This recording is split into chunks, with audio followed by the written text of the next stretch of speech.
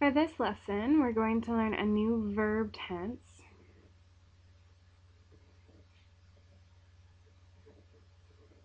Called the imperative or l'impératif. Now this tense is really good for giving commands like stop or turn off the lights.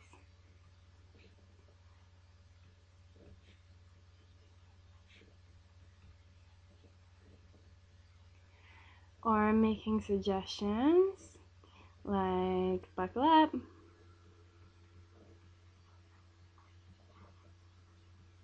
or wait for your friend.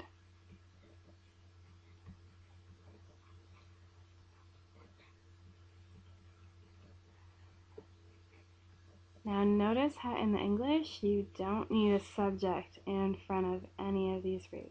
That'll be important later on. So now you've already learned verb tenses for the present tense. For example,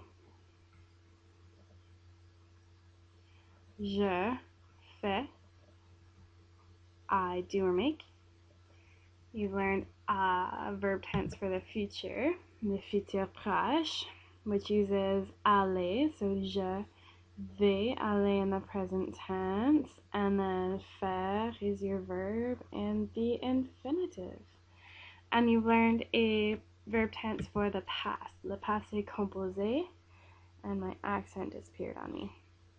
So for example, j'ai, avoir, your helper verb is conjugated in the present tense, and then you add a past participle of the verb that you wish.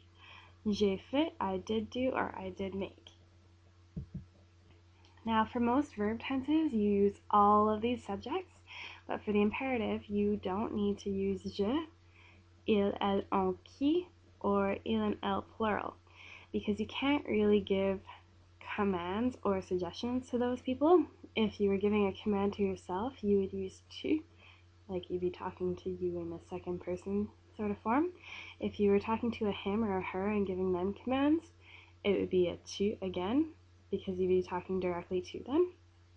And if you were giving commands or suggestions to a group of hims or hers, it would be vous, because again, you'd be talking directly to them, but it'd be plural this time. Now, nous in this case, think of it as more of a let's, as in let's go for a walk. So all you have to worry about is vous, nous, and tu. Alrighty, so for ER verbs, you leave off the S on tu. So you're missing your S here. Parle à ton prof, talk to your teacher. Parlons à notre prof, let's talk to our teacher. Parlez à votre prof, talk to your teacher, you group of people. Now, remember in our English examples that we didn't need subjects in front of those statements? You don't need them in French either.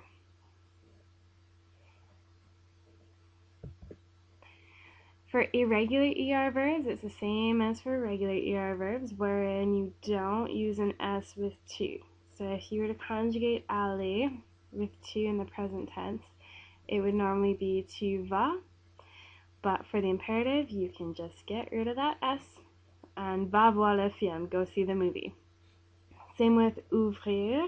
We learned that last class. Normally there would be an S here for tu, but you can just get rid of that bad boy, and it's just ouvre les lumières, turn on the lights.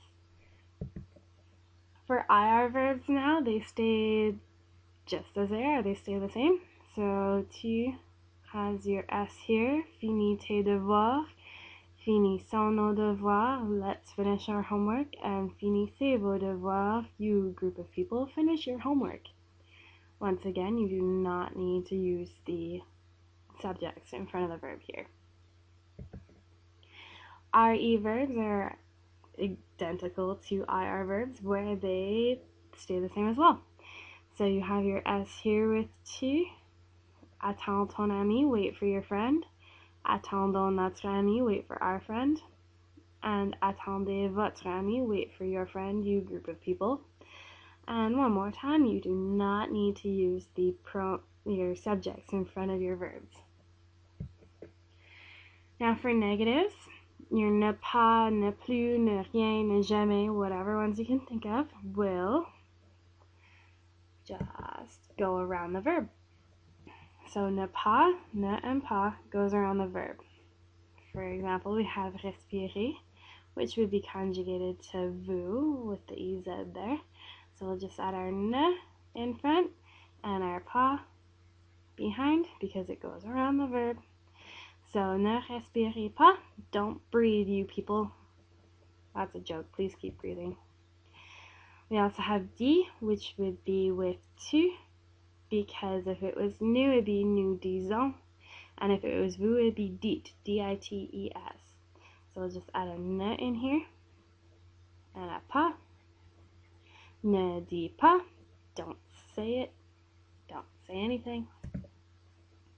Now, if you ever want to look for any examples, anytime I write a quiz or a test or a worksheet, it will have your directions in French in bold here. So, conjuguer le verbe is conjugated to vous in the imperative because there's more than one of you. And then it has the English in behind it just in case I use any words that you don't know or you don't remember. So conjugate the verb, conjugate the verb. Both of these are from your worksheet for your imperatives. So traduisez la phrase en français, a bit longer. Traduisez. So once again, that is conjugated to the vous in the imperative. Translate the sentence into French. Now for one last little command. You'll learn the other bit of this in the next lesson. But we've got allez-y. So get to your worksheet, allez-y.